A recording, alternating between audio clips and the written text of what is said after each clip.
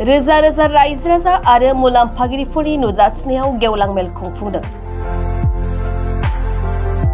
दिनै 29 नं सुक्लाय सेरफां बियाबाव मुलाम्फा मोनग्राफोरनि लोगो हमनाय आरो समाजारि रांखान्थियारि सांग्रांथि हाबाफारि लादों। बिटिआरनि 29 नं सुक्लाय सेरफां बियाबनि बेन्दोंआव थानाय नावखाथा बैसागु नब्लांनि लांगोनायाव सानसेनि हाबाफारि लानानै मुलाम्फा मोनग्राफोरनि लोगो हमनाय आरो समाजारि रांखान्थियारि सांग्रांथि हाबाफारि लादों। दिनैनि 29 नं सुक्लाय सेरफां बियाबाव खुंजानाय मुलाम्फा मोनग्राफोरनि लोगो हमनाय आरो समाजारि रांखान्थियारि सांग्रांथि हाबाफारिखौ 29 नं सुक्लाय सेरफां ब्लक इउपिएफएलनि आफादगिरि बलेन्द्र नार्जारि आफाद सामलायनायाव मोजाङै मोजां जानानै थाङो। मख'नो गोनांदि दिनैनि बे मुलाम्फागिरि आरो समाजारि जौगानाय हाबाफारिखौ बेखेवनानै होयो एमएलए माधव छेत्री बिथाङा बाहागो लानानै गुवारै बिबुंथि लाखिनानै बेखेवनानै होयो। बे हाबाफारियाव गाहाय आलासि महरै बाहागो लायो बिटिआरनि गाहाय मावफुं सोद्रोमा प्रमद बर' बिथाङा बाहागो लानानै बिटिआर ओनसोलनि मोनफ्रोमबो बिथांखिफोरनि सायाव बिटिआर सरकारा 4.6 बोसोराव जौगाथायनि खामानि मावनायजों लोगोसे बिटिआरनि 29 नं सुक्लाय सेरफां बियाबनि मोनफ्रोमबो बिथांखिफोरखौ गुवारै फोरमायथिनानै होयो रायजो राजानि सिगाङाव। दिनैनि बे हाबाफारियाव बाहागो लायो एमपि जयन्त बसुमतारी, एमएलए पवित्र कुमार बर', नमिनेटेड एमएलए सम्पापति देखाजों लोगोसे गोबां दैदेनगिरि नुजाथिनायाव जानानै थाङो।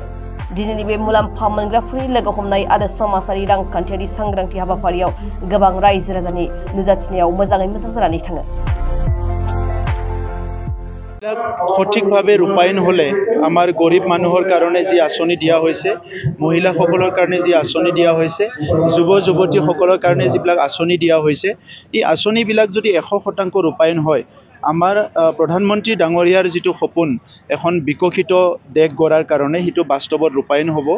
আৰু মুখ্যমন্ত্ৰী ডাঙৰীয়াৰ যিটো সপোন অসমখন ভাৰতৰ ভিতৰত 5খন শ্ৰেষ্ঠ ৰাজ্যৰ ভিতৰত এখন হ'ব, সেইটো বাস্তৱত আমি দেখিবলৈ পাম। গতিকে যদি ভাৰতবৰ্ষখন এখন বিকশিত দেশ হ'বলৈ গৈ আছে, অসমখনো এখন উন্নত ৰাজ্য হ'বলৈ গৈ আছে, বিটিআৰৰ 5খন জিলা পিছ পৰি থাকিলে নহ'ব।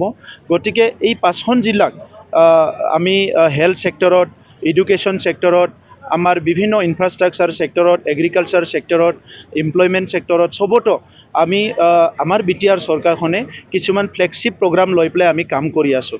গতিকে সেই প্ৰগ্ৰামবিলাক ৰাইজক আৰু বুজাই দিয়াটো দৰকাৰ আছে, কাৰণ কেতিয়াবা অফিচাৰসকলে ভালকৈ বুজাব পাৰে, কেতিয়াবা বুজাব নোৱাৰে, আৰু সেইকাৰণে যেনেকৈ ৰূপায়ণ হ'ব লাগে তেনেকৈ ৰূপায়ণ নহয়। বহুত সময়ত প্ৰশ্ন হয়, এইটো আঁচনি ভালকৈ ৰূপায়ণ হোৱা নাই, এইটো হোৱা নাই।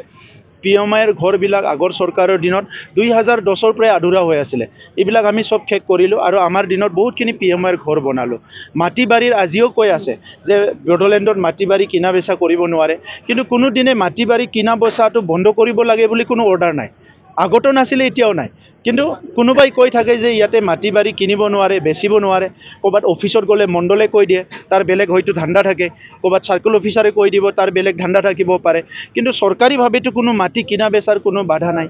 যিবিলাক 2003 চনৰ আগত বসবাস কৰে সেইসকলক বনাফাইড চিটিজেন বুলি কোৱা হয়। ইয়াত বেল এণ্ড ব্লকৰ এটা মেটাৰ আছে, পিজিআৰ ভিজিআৰৰ এটা মেটাৰ আছিলে। এতিয়া পিজিআৰ ভিজিআৰতো আমি যিসকল বসবাস কৰি আছে খিলঞ্জীয়া মানুহবিলাকক 1 বিঘা কৰি মাটি দিবলৈ গৈ আছোঁ। গতিকে মাটি বাৰীৰ সমস্যা আগৰ পৰাই চলি আছে, স্বাধীনতাৰ দিনৰ পৰা চলি আছে।